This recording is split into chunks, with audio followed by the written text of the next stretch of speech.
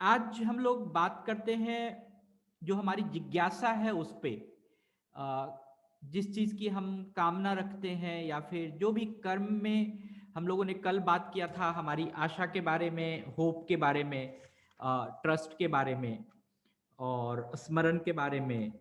और हम लोगों ने बात किया था कि जो हमारा प्राण वायु है वो मुख्य स्रोत है किसी भी कर्म को एनर्जी देने के लिए, किसी भी कर्म को ऊर्जा संपादित करने के लिए।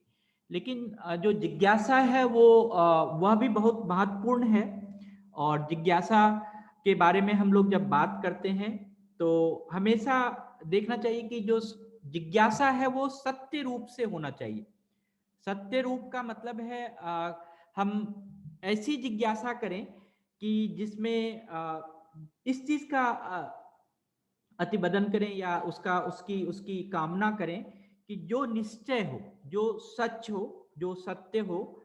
और विशेष रूप से हम अगर सत्य की जिज्ञासा करते हैं, जो चीज लगता है आपको कि यह हो सकता है या कोई झूठे आधार पर नहीं है, इसका जो तर्क है वो वास्तविक है, तभी हम उस चीज की जिज्ञासा करें तो वह जिज्ञासा हमारे लिए बहुत ही लाभदायक होती है।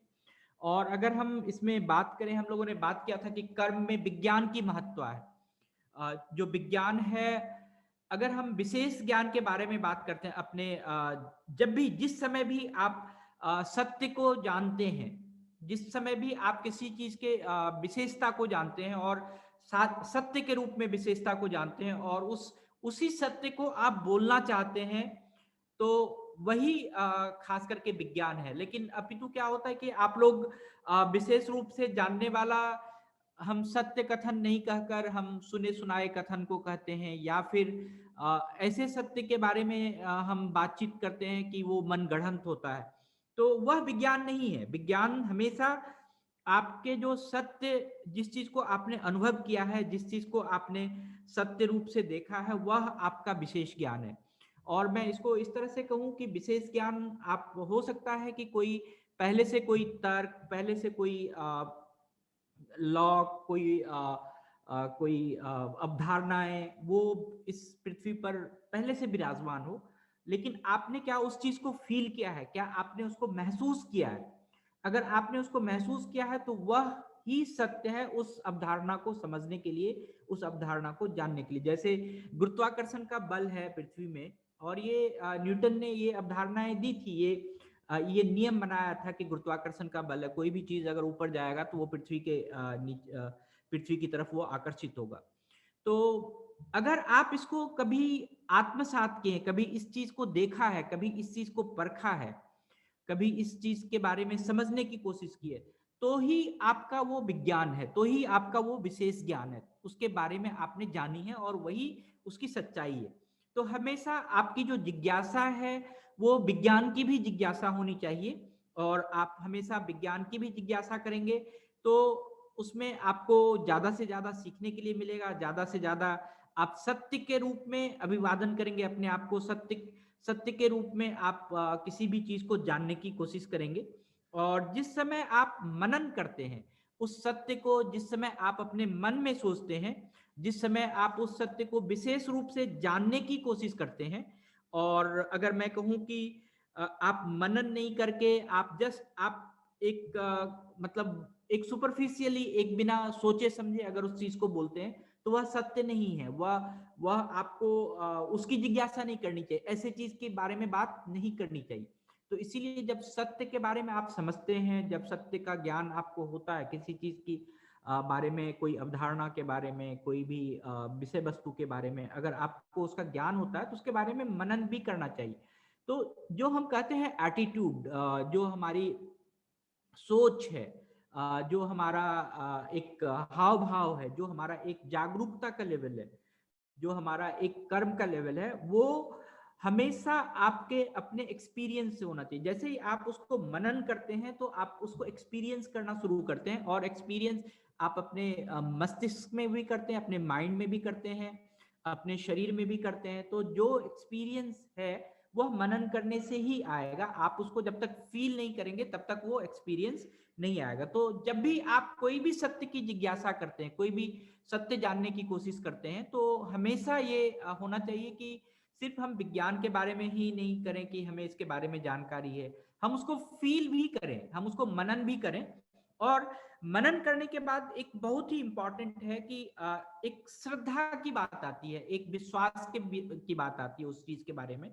तो जब भी आप किसी भी वस्तु का, किसी भी चीज का, किसी भी अवधारणा का मनन करने लगते हैं, उसके बारे में सोचने लगते हैं, तो आपकी जो श्रद्धा है, उसके प्रति आपका जो लगाव है, उसके प्रति जो आपका जुड़ाव है, उसके प्रति जो आपका विश्वास है, वो बढ़ना शुरू होता है। और यह अगर आप उस विश्वास को बढ़ाते हैं, किसी भी चीज के विश्वास को बढ़ाते हैं, किसी भी चीज को समझकर उसके ऊपर श्रद्धा करने की कोशिश करते हैं, यही आपका सत्य है, यही आपकी जिज्ञासा है, यही वो जो जिज्ञासा है वो बहुत ही अच्छा है।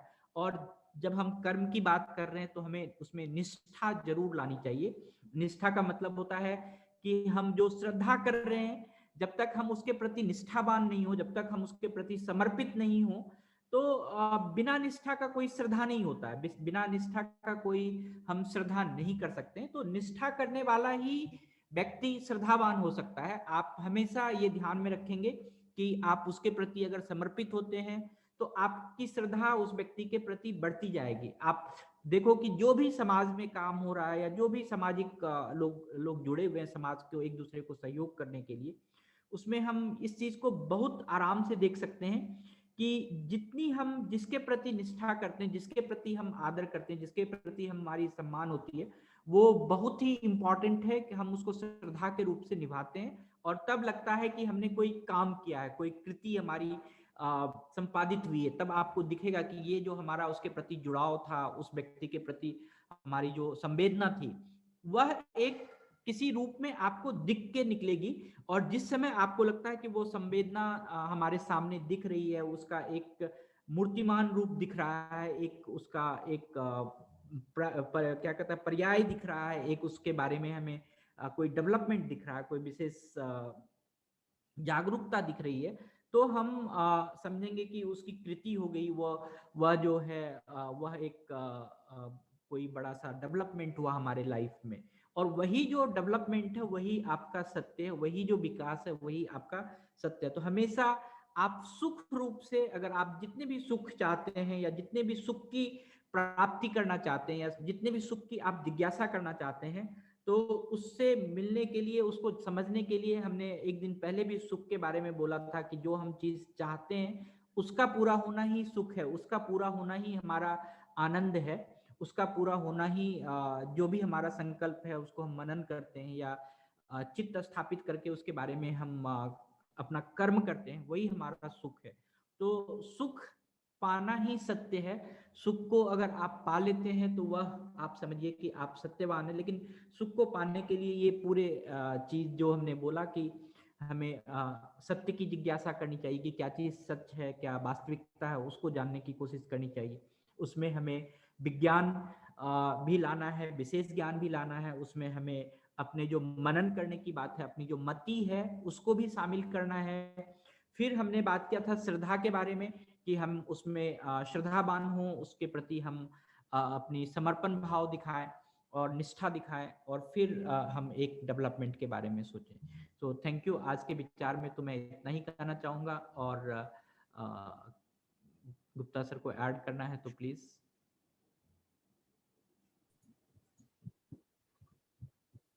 सभी को मेरा नमस्कार। कल मैं ज्वाइन करना चाहता था मगर नहीं कर सका। क्योंकि मैं वो मन भावन का साइट देख रहा था, रजिस्टर किया ना मन भावन में भी, तो वहां पर 3:30 लिखा हुआ था, 3:30 तो वहां कुछ हुआ ही नहीं। तो ये किस कारण से हुआ? ये जिज्ञासा। क्यों जिज्ञासा हुई कि आप किसी भी कार्यक्रम में जुड़ते हैं, वो क्यों जुड़ते हैं? तो जिज्ञासा के बस जुड़ते हैं। तो कल की जो मैंने भी बात कही थी ना, तो उसमें मैं ये कहना चाह रहा था कि hope is the mother of zest. आशा जो है वो जिज्ञासा की माता है। ये दोनों एक दूसरे पर आधारित है। आशा होगी तो जिज्ञासा होगी, जिज्ञासा होगी तो आशा होगी। अगर हमारे अंदर जिज्ञासा नहीं है तो हम आशावान बन ही नहीं सकते। और हमारे अंदर आशा नहीं है तो जिज्ञासा नहीं हो सकती। दूसरी बात है कि होप सस्टेन्स लाइफ।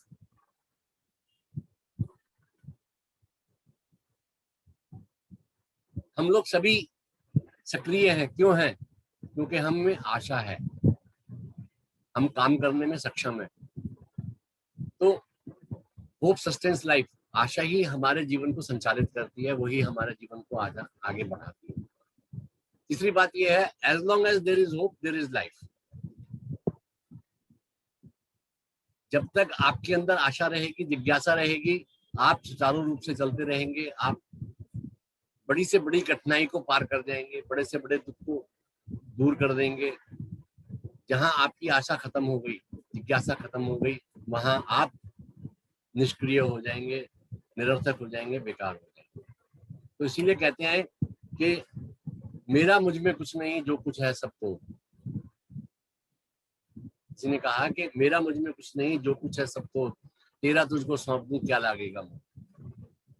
हम जो ये कहते हैं ना, ये मेरा है, ये मेरा है, ये मेरा है, ये मैंने किया, ये मैंने किया, वो कुछ नहीं किया। सब चिंतन मनन से होता है, कर्म से होता है, और उसका जो फल मिलता है वो भी कर्म के अनुसार मिलता है। तो अभी मेरी जिज्ञासा होती है कि सचेतन में आकर के मेरे को कुछ अच्छे भाव सुनने को मिलते हैं, अच्छे भाव देने को मिलते हैं, और इसी आशा पे, इसी जिज्ञासा पर मैं सचेतन में भी जुड़ गया। Thank you very much. Thank you. मैं आप सभी से आग्रह करूंगा कि किन्हीं के पास कोई प्रश्न हो और कोई थैंक यू देना चाहते हैं तो वो आप दे सकते हैं। अपना माइक ऑन। सर आज आपकी आवाज बहुत वीक है। थैंक यू बोले सको। अगर किसी को थैंक यू देना है सर थैंक यू बोले, थैंक यू बोले मित्तल जी। और किसी को कोई थैंक यू देना है? ओके, मैं थैंक यू मैं देता हूँ। मैं देता हूँ आशा दुर्गा को थैंक यू कि आशा दुर्गा हमारे स्माइल जो हमारा प्रोग्राम है उसकी वॉलंटियर है, और वह यूएसए में रहती है, सैराटोगा में रहती है। और वह आशा दुर्गा काफी बहुत ही अच्छे से स्माइल की एक्टिविटीज हमारे जितने भी स्टूडेंट्स हैं उनके लिए कराती है, और सभी बच्चे बहुत ही खुश रहते हैं। तो स्माइल की एक्टिविटी के थ्रू आशा दुर्गा मनोविकास से जुड़ी हुई है, और थैंक यू बोलना चाहता हूँ कि उसका बहुत ही सहयोग रहता है। और हाल के दिनों में पिछले वीक उसने हमसे बात किया था, और आशा ने, वो महज 10 या 11 साल की है आशा दुर्गा। तो वो उस बच्चे ने हमसे बात किया कि सर हम देखते हैं कि बहुत ही भारत में दिख रहा है कि बहुत सारा प्रकोप है कोरोना का, जिससे कि मनोविकास को भी असर हो रहा है। मनोविकास में जितने भी बच्चे हैं उनको खाने की असुविधा है या फिर कुछ और चीज़ की असुविधा है, तो हम उसमें कुछ मदद करना चाहते हैं। तो आशा दुर्गा ने अपने मित्रों के साथ मिलके, अपने परिवार के कुछ जनों के साथ मिलके वहाँ पर वो यूएसए में $1,224 उसने रेज किया। तो कुल अगर हम कहें तो वो इंडियन करेंसी में करीब 80-90 हजार रुपये के बराबर होता है। तो बहुत ही अच्छा है कि हम जितने भी कोविड के समय में बच्चों को सहयोग करना चाह रहे हैं वो हम बड़े आराम से कर सकते हैं। तो आशा दुर्गा का बहुत बहुत धन्यवाद कि वह दूर रह के भी और मनोविकास के लिए इतना इतना बड़ा उपकार किया, वो बहुत ही इम्पोर्टेंट है। और सभी को पता है कि पिछले 1 साल से मनोविकास बहुत ही फाइनेंशियल क्राइसिस में हम लोग जूझ रहे हैं कि हमारे पास फंडिंग्स पूरे नहीं हो पा रहे हैं, या फिर हमारे जो हमारा फंड रेजिंग है वो सही से नहीं चल रहा कोविड के कारण।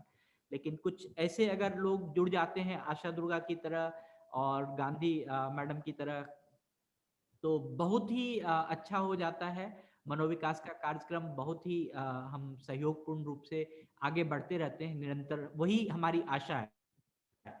देखें, यही हमारी जिज्ञासा है, इसी के अनुरूप हम लोग चलते हैं। तो thank you Asha, thank you for बहुत बड़ा योगदान करने के लिए। और किसी का कोई प्रश्न है? सर एक थैंक यू मैं भी दे दूं। Please sir. Sir thank you जो है, सबसे बड़ा थैंक्स जो है आई डोंट नो कितना बड़ा कह सकता हूँ उसको मैं, कि ये मनोविकास फैमिली के लिए कि इस बहुत कठिन समय में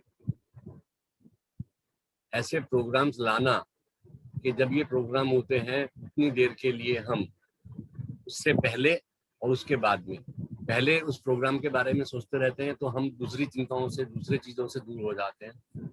प्रोग्राम में होते हैं तो वो प्रोग्राम में इन्वॉल्व होते हैं, और प्रोग्राम के बाद काफी समय उस प्रोग्राम के बारे में सोचने निकल जाता है और अगले प्रोग्राम के बारे में सोचना शुरू कर देते हैं। तो थैंक्स टू मनोविकास फैमिली के जो कार्यक्रम आयोजित आप करते हैं, उससे बहुत सारा समय हमारे को अपने बारे में सोचने से, दुविधाओं के बारे में सोचने से निकल जाता है। तो a big thanks to Manovikas family, thank you. आप भी इस मनोविकास पार्ट मतलब फैमिली मेंबर हैं, तो उतना ही थैंक यू आपको भी, और जितने भी लोग जुड़े हैं सभी मनोविकास परिवार के सदस्य हैं, उनको बहुत बहुत धन्यवाद कि आप लोग सर मैंने अपने आप को भी थैंक्स दे लिया ना। श्रद्धापूर्ण से सुखमय होकर मनोविकास से जुड़ते हैं और उस आनंद की अनुभूति करते हैं। So thank you all. किसी का कोई प्रश्न है? नहीं है तो हम समाप्त करें। किसी का कोई प्रश्न? ओके, तो thank you all, thank you सभी को, बहुत बहुत धन्यवाद, thank you sir. Thank you.